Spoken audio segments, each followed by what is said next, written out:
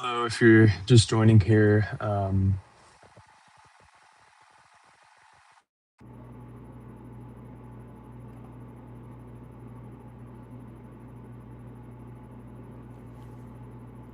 hello, if you're just joining here, I'm just a regular teenager that wants to get into software engineering, and I want to work at SpaceX eventually, and that obviously takes some time to build up. But so I just got some questions that I kind of want to pick your mind at. And the first one is, what makes a piece of software, quote, good? And some options for that is it speed, reliability, or something else like entirely? So if it's really fast, if it's really reliable, or if it's kind of a combination of the two or something completely different. I just want to hear what you got to say. So it's something that you obviously need to know because you want to know like what to do whenever you want to make it good or whenever you just want it to work, that kind of thing. So if you want it to just work, for proto- oh, it's you. Okay. Um, Hi, Dad. Um, so maintainability, easy to extend with new features over time. That is good because you want to be able to expand upon it. You want to make it better over time. You don't want to make it the best at the very start because then you don't have something to make right after that. So you do want to start with something that works and does what it's supposed to do, but you need to be able to expand it and make it better over time. It's a good answer. All right, my second question is, how do engineers know when to write new code from scratch versus using existing tools or libraries?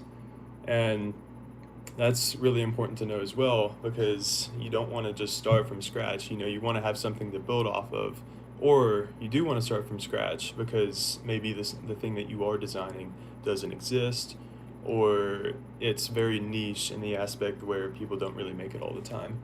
So, should you make something completely new, or should you use something that already exists that roughly matches what you want it to do? And then, should you just improve upon that or expand its reliability or something like that? Honestly, with me, I think it depends on what you're trying to make. If you want to, like, say, make a BOGO sword or something like I'm doing, you want to make it yourself because that kind of thing doesn't really exist right now. And if it does exist, it's not in the way that you want, or it's very just laggy or something like that. So the code that I had made, obviously I'm a teenager. I don't really know quite how to do all the things yet because I'm still growing and I'm still learning. And so I had it made for me. But it did teach me how to use something like AI to make it. And it did teach me how to basically be its boss and help it understand what it's supposed to do. But like, I had it make something that doesn't exist, and I made it exist. Like, this did not exist that long ago, and I made it exist. So that's really cool. And so 83 engineer said, some problems don't have software. Okay, some problems don't have software that does the job. Custom software gives you flexibility. That is true. And that's why, and that's because some software doesn't always do exactly what you want it to do. Sometimes you want it to do A and it does B, but you really want A, so you let it do A, right? You rewrite the code, you rewrite what it's supposed to do to make it do what you want it to do. And then, yeah, of course, custom software gives you the flexibility to do that. And whenever you actually do that, that makes it possible to do that A part instead of that B part. All right, question 3. Why do programmers spend so much time testing and debugging? Isn't writing code the hard part? So, to expand upon that, if you're a programmer, like I know 83 Engineer is, Um, if you spend a lot of time testing and debugging, that saves you a lot of time afterward whenever you don't want it to be having issues. And honestly, writing code is kind of the easy part because you can control exactly what it does. Like if it has something that's going wrong, you can fix it with code. And if you make issues in your code, you can fix it, by fixing your code. So honestly, writing code isn't the harder part because it's all up to you. If you tell a computer to do something, that computer will do exactly what you say. And if you're wrong, then it will be wrong. Computers don't mess code up because it's doing exactly what it's said to do. Like if the code has an error in it, it will fail because that error is present. If you remove that error, then it'll go past it until another error, or it'll finish, right? So testing and debugging is honestly finding the harder parts and making sure that they do not fail, and that saves you a lot of time afterward. As you add new features, you can run it all the existing tests to make sure you didn't break anything by adding a new feature. Yep, that is true. As you add new things, um, you want to make sure that nothing breaks that you already had working. And again, code can fix that kind of thing. So as you're adding new things, you want to make sure that those things that you're adding don't break future things that you could add.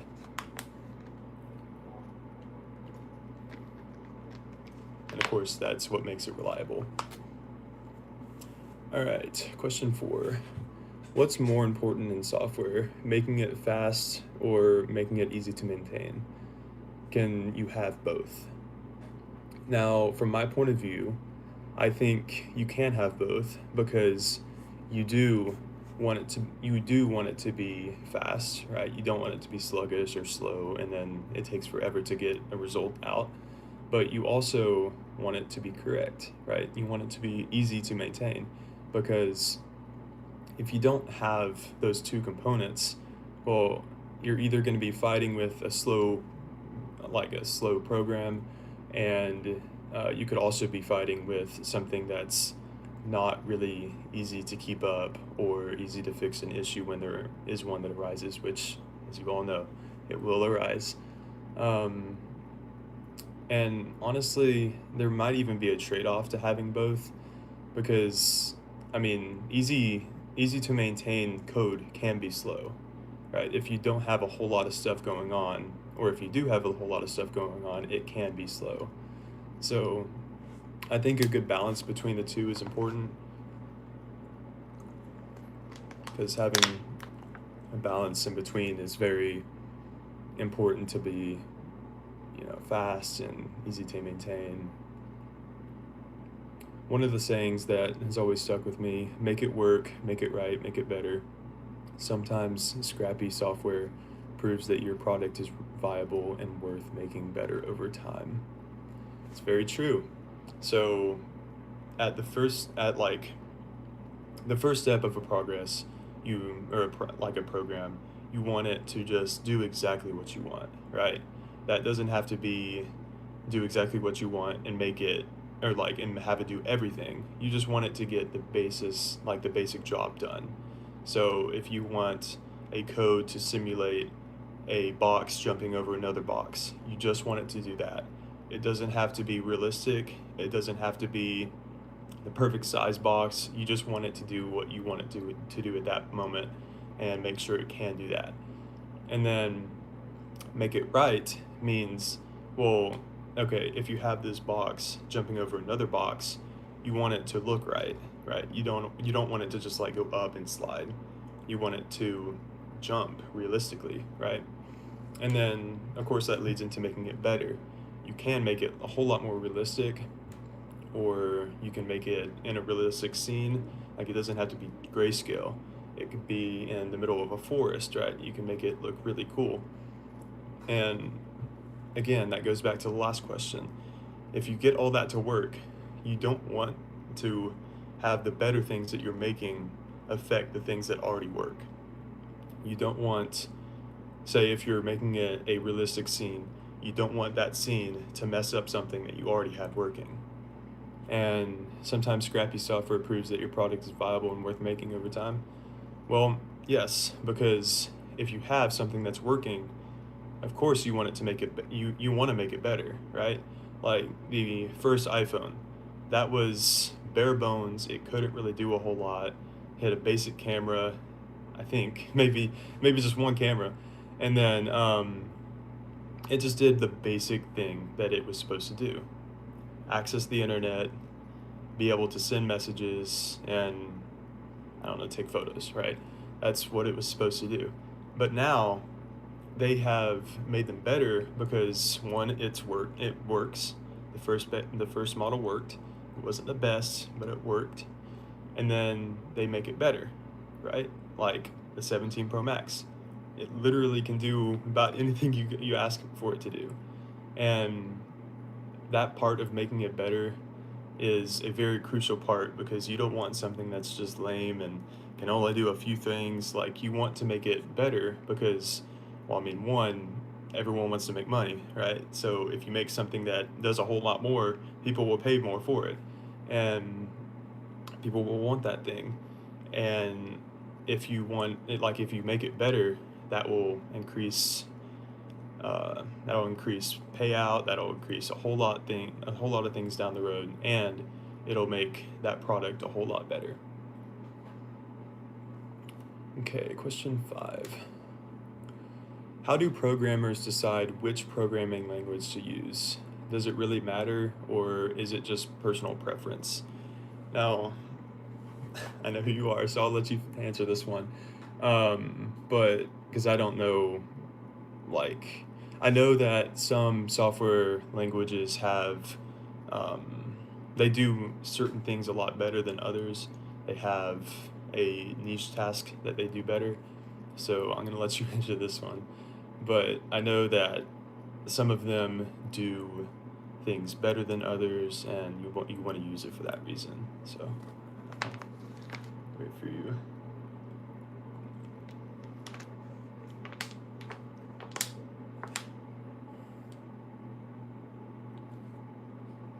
And to expand upon that, I think,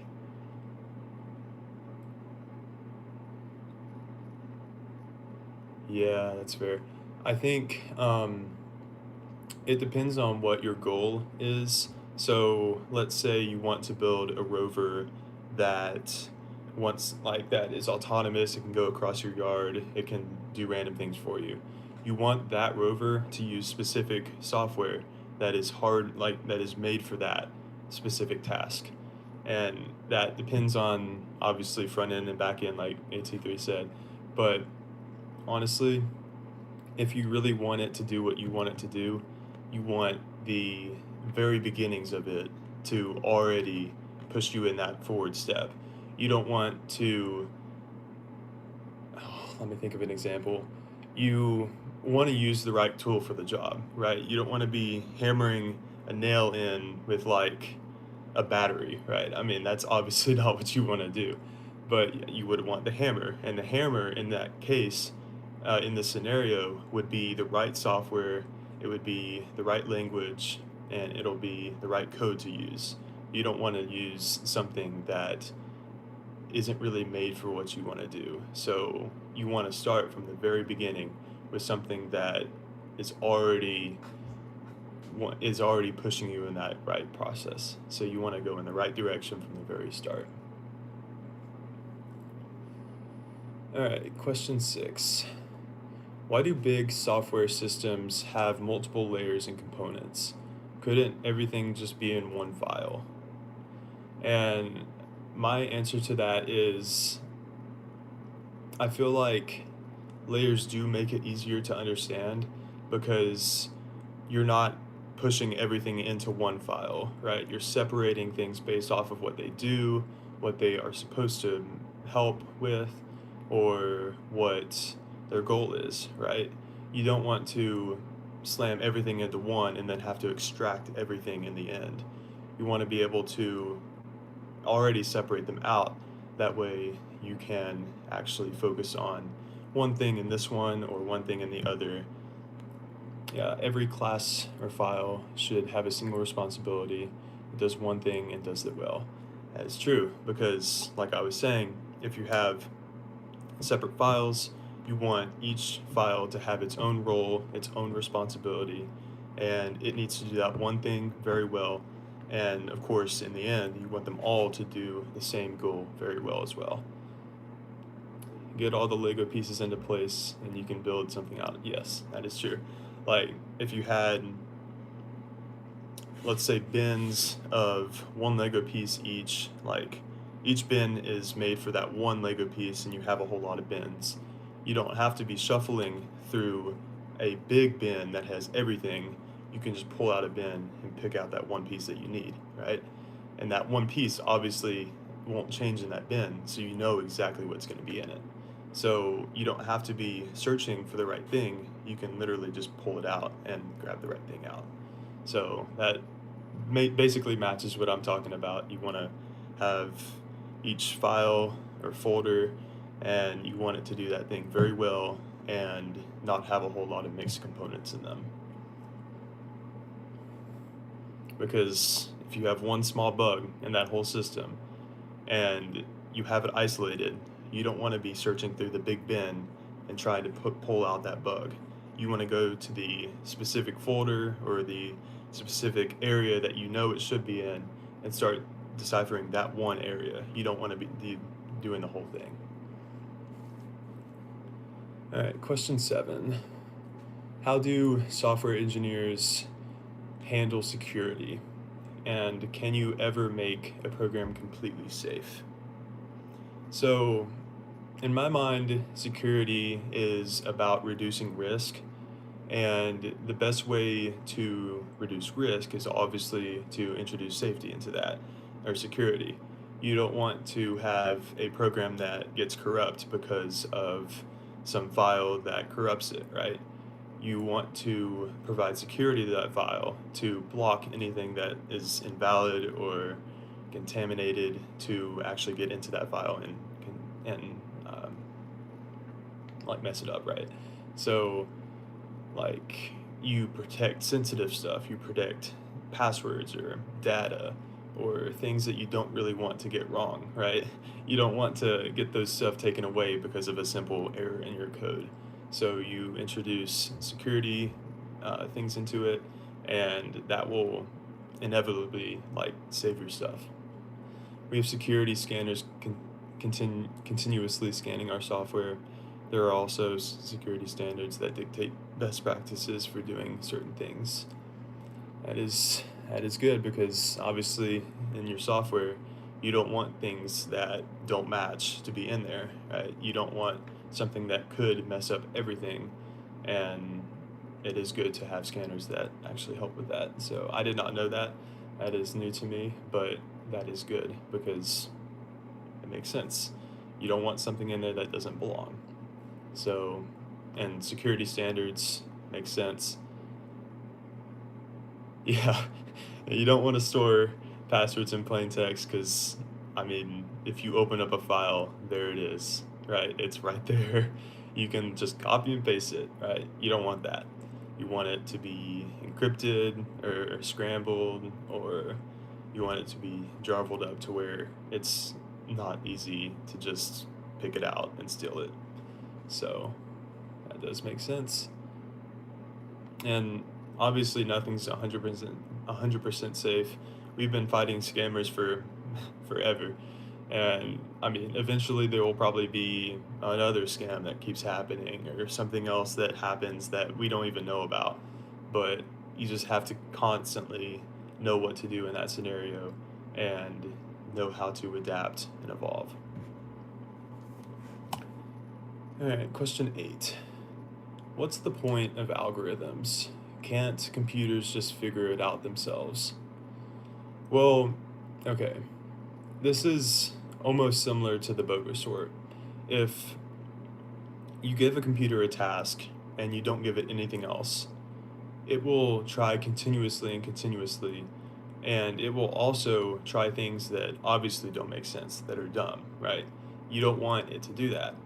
Algorithms give it ways or ideas that specifically match that one thing, and those algorithms help it be faster. It helps it be more efficient. You don't want it to be picking out random dumb stuff that don't make sense, right? You want it to be targeting the right stuff at the right time, because that will help it solve the issue. Because without them, it could last forever, like the BOGO sword. Now, obviously, it's not going to last forever. It has a time where it will finish, but it's very simple for it to just make dumb actions or dumb decisions and keep them going forever and ever. Algorithms are the way. Okay, algorithm is the game plan for doing something repeatable and predictable and testable. Yep, I understand that, because obviously algorithms tell something like a computer what to do. You want it to be repeatable, you want it to be reliable, you want to know what's about to happen. So that algorithm is telling it what is about to happen and how to act correctly, essentially.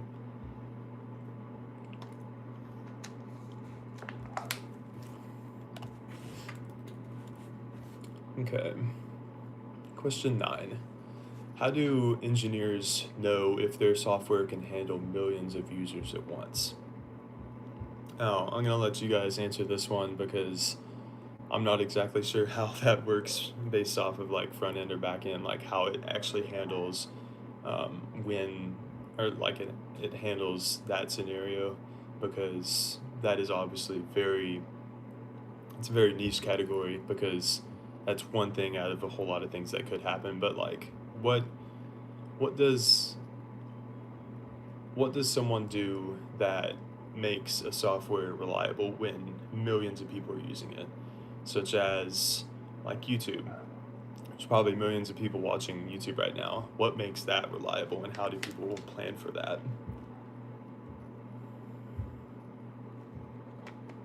And by people, I mean engineers, because not everyone knows how to solve things. I'm gonna get a water while you answer.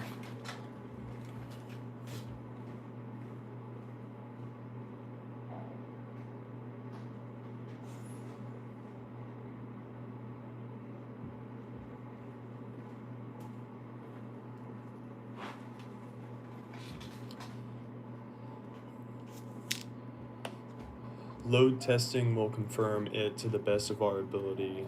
Independently scalable components enable this. Okay, so what you mean by that is you simulate millions of people using your program or your software, and that helps with that, or independently scalable components enable this. So by that you mean if A can do this one thing, you make A be able to do a lot of things, or you make A be able to handle a lot of things. Scaling horizontally, spin up new instances of the application to handle more traffic. It's the best way to handle it. Okay, so scaling horizontally is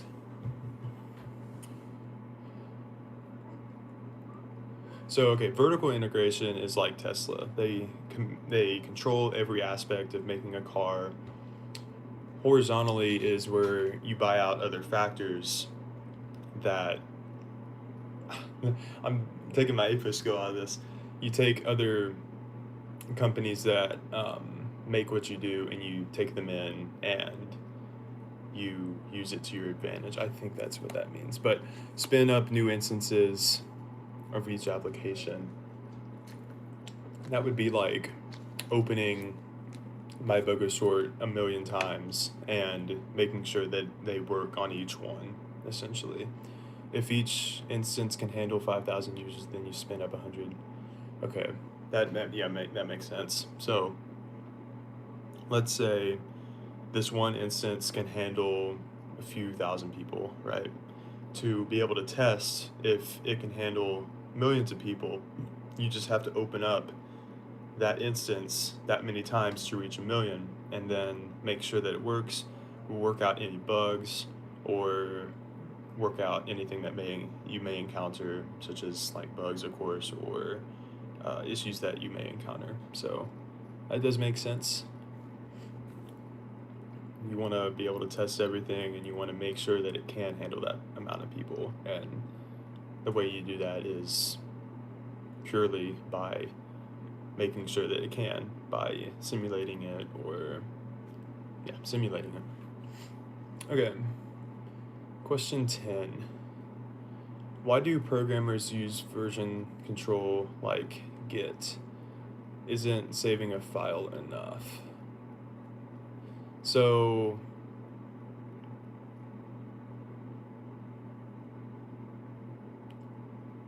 I'm gonna let you answer this one. I did use Git in the Bogo sort a lot because it had to get the libraries and be able to make keys, that kind of thing for the software. But I'm gonna let you answer that.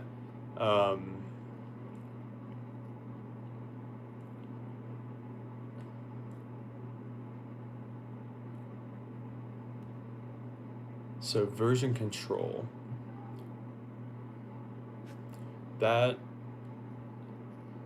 intentional changes over time, pull requests, make sure our code is reviewed when we merge the code after review, new version is created. Okay, so you have this one code and you get it reviewed, you get it tested, and then you get comments back, right? Whenever you make that comment and you change things, that is a new version, essentially. I think that's what that means. So if you change something, you make a new version of that, that would be a new version. We can deploy that new version to prod. If it breaks things, we can roll back to the last good version. Okay. So in that instance, if you have something that does work and you add something to it, you make it into production and you test it, you want it to work, obviously. But if something doesn't work and something breaks, you roll back to a version that doesn't break, that does work, and make that your final thing, right? And then behind that, you fix the thing that was not working, and then you put that into prod, and then do the same thing over again. It's just a loop. You want it to be able to do what you want, but do it really well. And you obviously want it to be scalable. You want it to do what it can at the best ability. So that does make sense. If you have something that does work and it doesn't, you roll it back, you implement something that does work really well, and then you fix the thing that wasn't working, and you put it back into prod, check if it works, and then that's your new version, if it does work. That is good. All right, question 11. What makes code clean versus messy? Is it just indentation or more than that? Let's look at the comments. Continuous delivery of software. A healthy team deploys software many times a week and incrementally moving the ball forward. Okay, that is good. Continuous delivery software.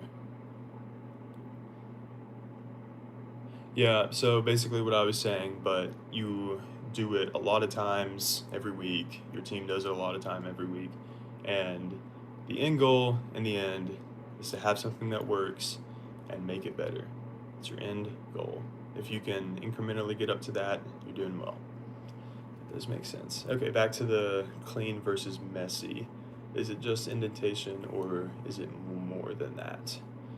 So clean versus code, yeah. Clean code is architecturally beautiful, like beautiful bridge. It's nice to look at.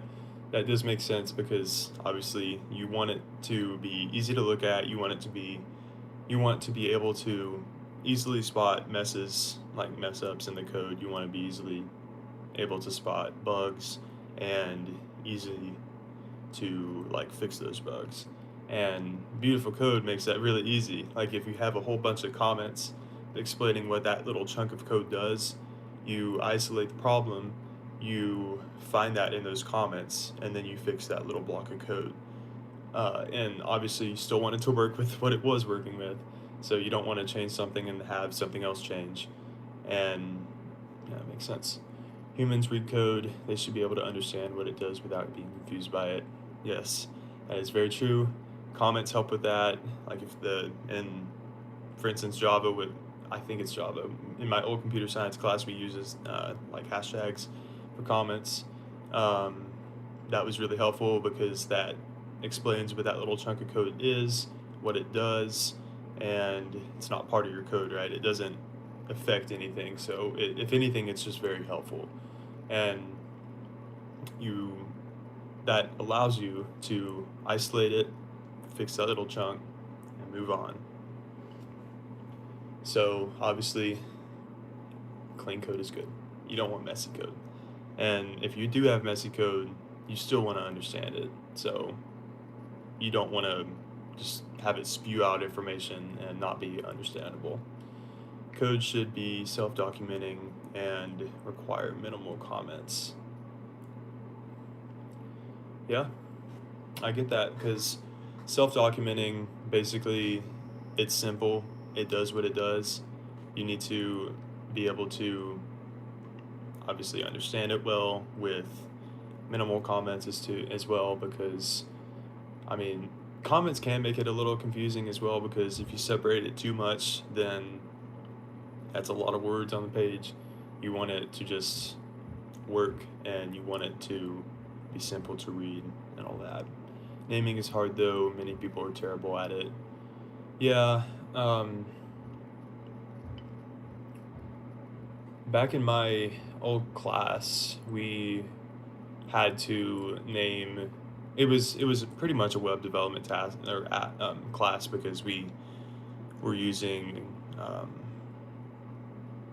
I think it was code.org, but we had to make apps essentially, and all those elements on the screen on the UI had names, of course, added to them in the code, and that obviously separated them from the regular things. But you want to name it in a way that you don't have to think about what that name means. It makes sense with the code, and it just doesn't make it complicated. Comments can become stale and out of sync with the code, creating confusion. No one maintains the comments or documentation as well as they should.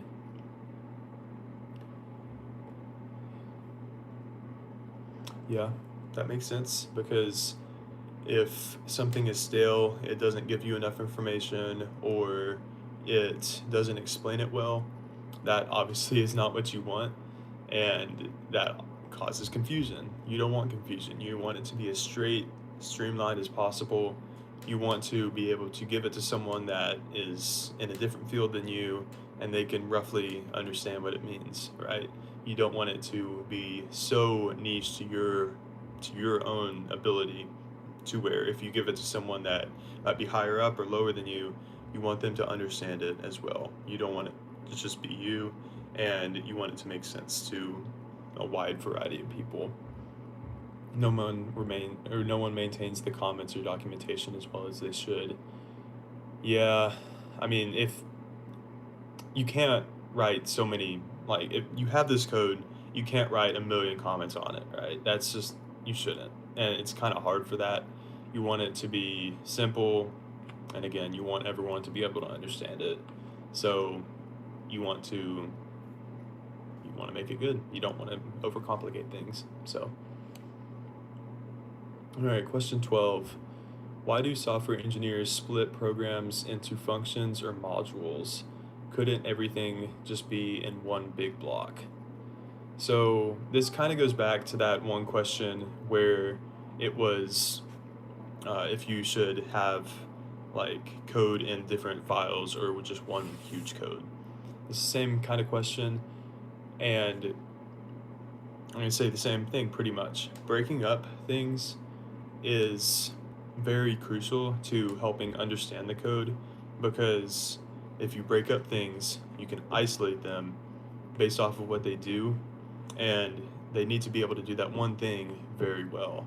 And if they do that one thing really well, then you're going to be doing great because that one thing is not that hard. It's not that complicated because it's one thing, right? It's like if you had a big file that did everything, that one big file is really hard to maintain because you're I mean you've got a lot of things happening, right? Large methods are hard to test, many different forks in the road. Large methods are hard to maintain, hard to test, and generally a terrible idea. Yeah, if you don't want to go all in at once because then you don't know what you changed quite as well. You don't know if you changed too many things or you didn't change enough, that kind of thing. If you change one variable and see what happens, then you know not to change that one variable. Or if you do, you make that one variable better or worse or whatever. You want to obviously make it better, of course, but you don't want to change too many things at once because if you do, then you don't know what you changed. You don't know if it made it better or worse or what made it better or worse because one thing could have made it better or worse, but 10 other things could have made it worse and you wouldn't know because you don't know which one thing made it better. So you want to change one thing and see what happens. Question 13. How do engineers decide what features to add and what to leave out? So, in my interpretation of this question, what how to decide what to add or what to leave out. So, you want to start with something that works, right? You don't want to go all in and make it do everything at once from the start. So, you want to start with something bare bones. You want to start with something that is very simple. It does the one task it's supposed to do, and it does that well. Then you add maybe something that users would want to use. Like, again, going back to the block question, if you had a block jumping in the woods onto another block, for instance, it's a weird scenario, but say that was the thing. You want to be able to make that one block maybe do it more efficiently or make it look more realistic.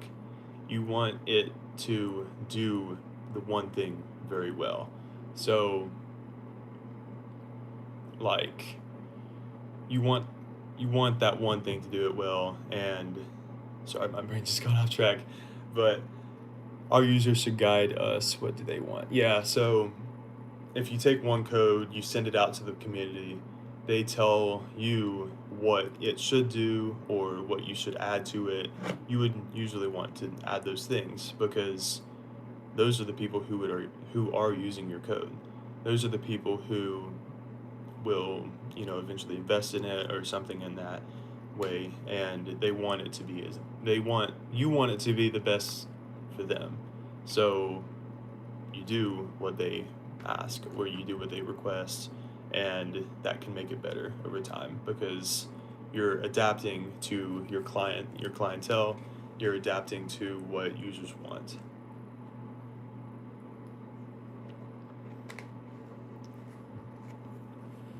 All right, question 14. What's the difference between a good idea and a good implementation? Can a software project succeed with one but not the other?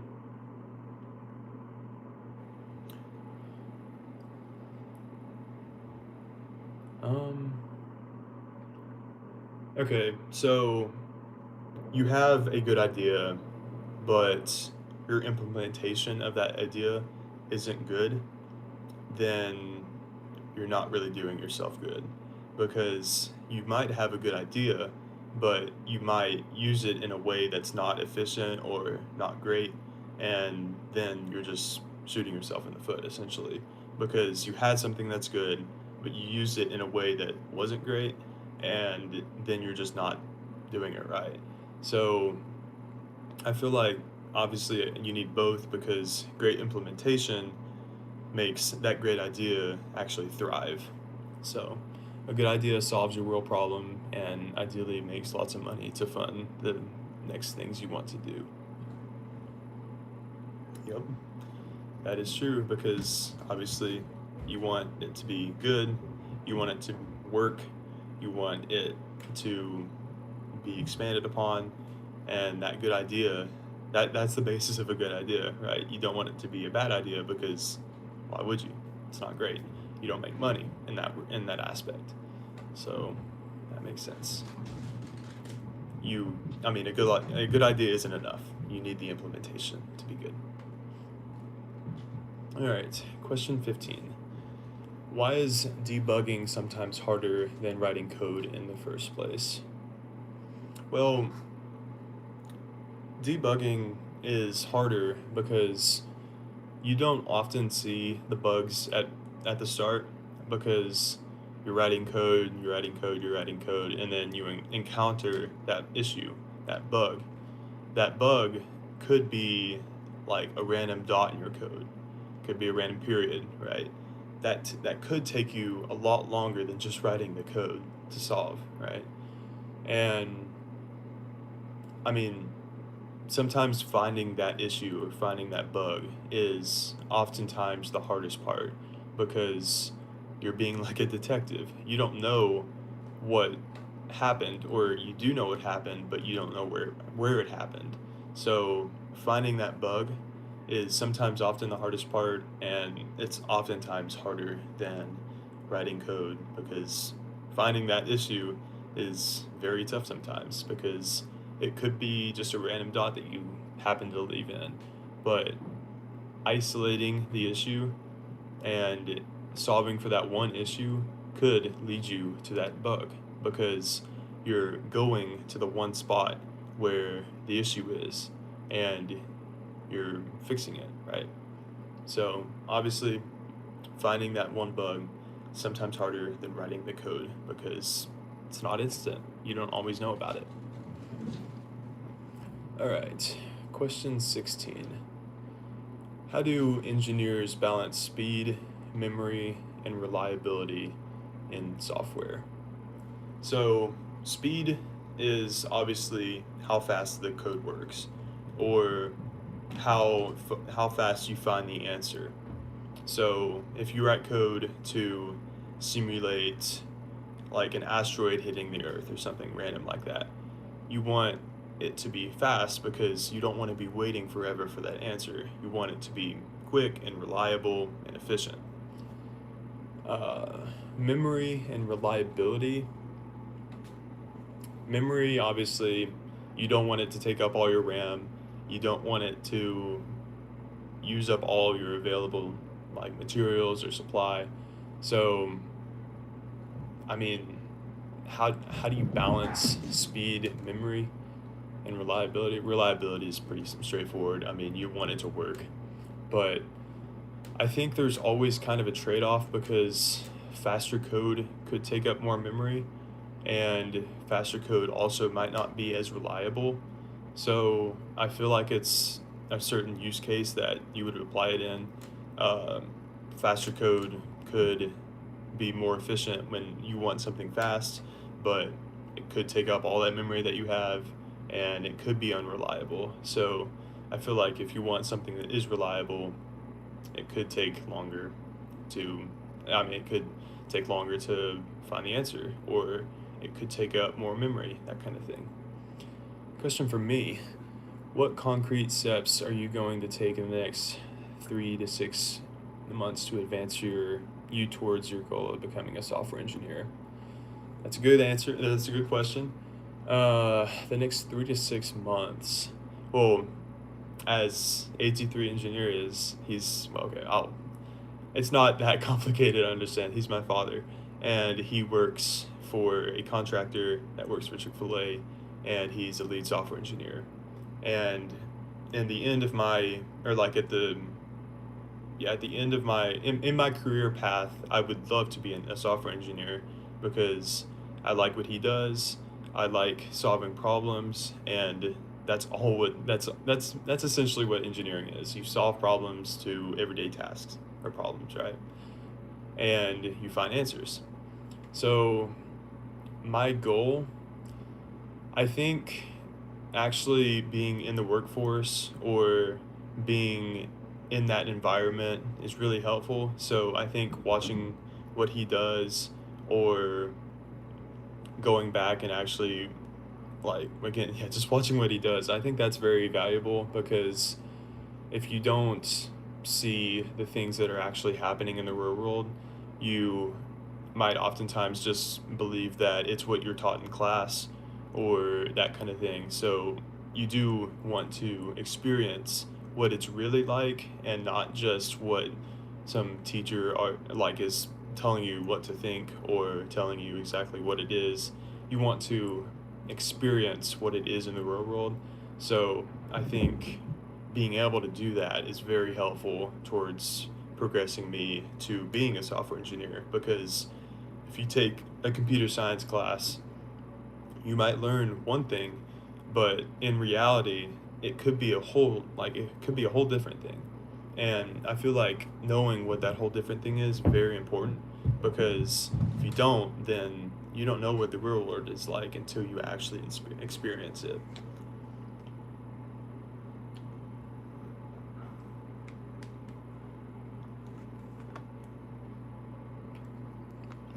Okay, that's a good question.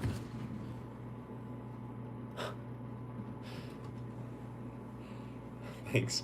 Um, why do software projects fail even if the code is perfect? So,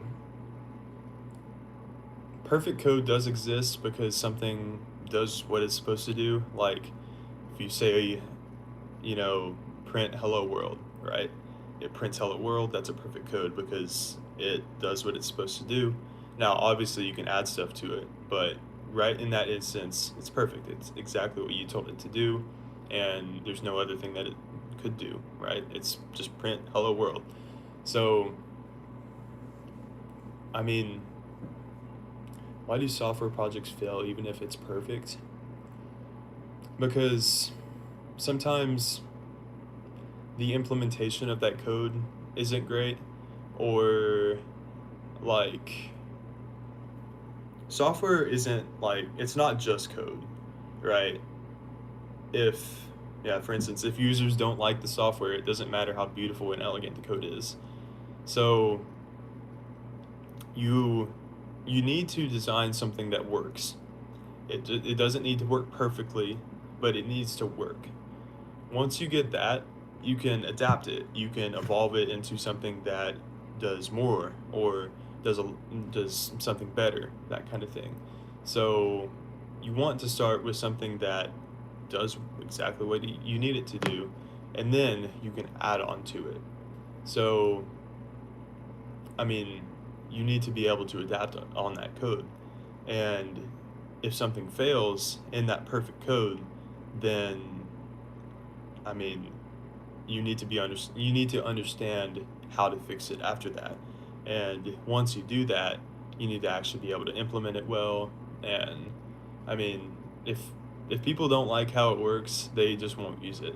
So you need to be able to make sure it works. If you can't, then you're not doing anything for yourself. So I think that answers it mostly. All right, question 18. What's more important, learning a language or learning how to think like a programmer? So I feel like this, in a way, goes back to like if you're in a class versus the real world. If you learn exactly what it's like in a class, you learn pretty much exactly what's taught to you perfectly, you don't get that experience that you need to be able to take it into the real world, because learning something in class isn't assuming that something breaks.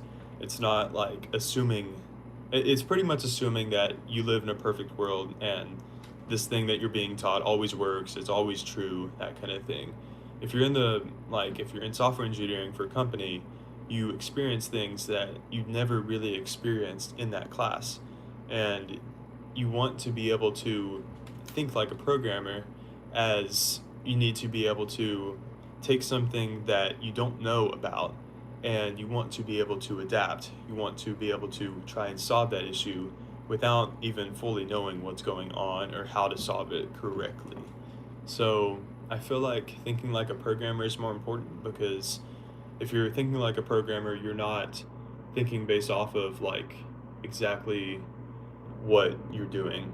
You're thinking of how to solve that issue, and you're thinking of how to make it better, and just you want to be able to, where was I going with that?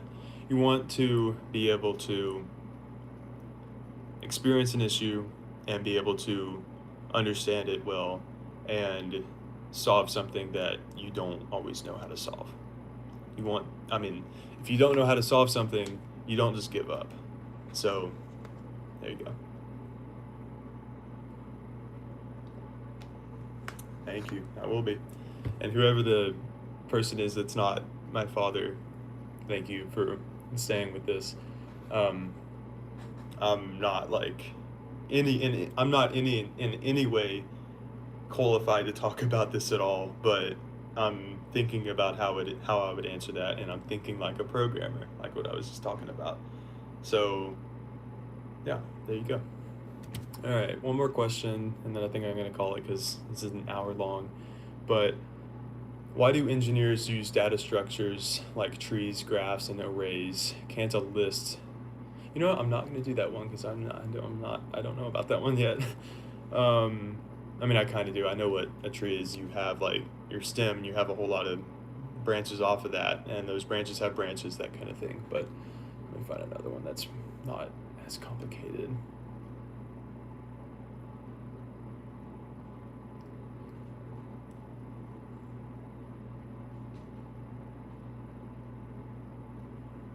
Mm,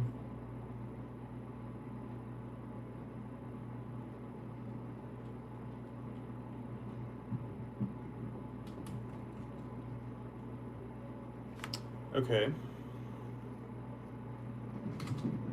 So, all right, this is a question.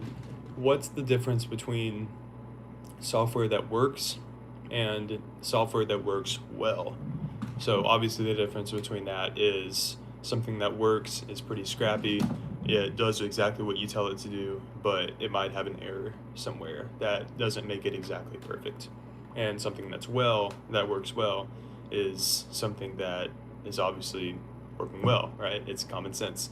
It does something pretty well or pretty good, and it doesn't have a whole lot of errors within it, and it does exactly what you need it to do correctly. So working software kind of just does the job essentially, and that's what you would put out first. You want to give something that does work first out there, and you want to improve upon it to make it work well, right? You want to put something out there that does what you need it to do and nothing else, and then expand upon that to make it work well. So I think that answers that. Uh, I mean, software that works well is just, I mean, it's reliable, it's fast, it's easy for people to use, like your clients or your users, that kind of thing. So you want to take something that's pretty simple, make it better into something that works really well. So, first time I've kind of done this. Hope it's interesting. I don't know how it comes out across this, but I think it's quite fun to do. I like answering questions that I find online and that I generate. So I think it's pretty neat to do, and I hope you enjoyed this. AT4 Engineer, out.